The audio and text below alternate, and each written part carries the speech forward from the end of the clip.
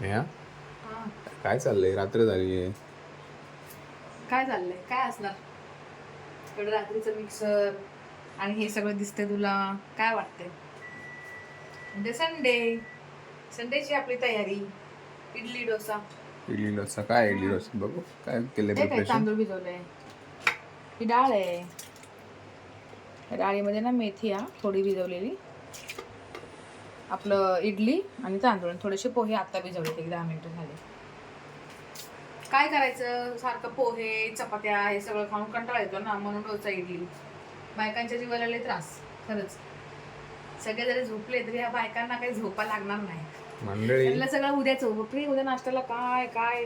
मी हे किती लेट भिजवलं माहितीये, काय करू म्हणून मला लेट झाले बारीक करायला. लवकर भिजवलं असताना, लवकर प्लॅन केला असतं, लवकर केला असताना. मंडळी पण मला मग- बघता येईल हा बाहेर सगळे झोपलेले आहेत. हा मग रात्रीचे ऑलमोस्ट 12:30 होत आलेत, पण इथे सकाळची तयारी चालू आहे मग काय नाश्त्याची.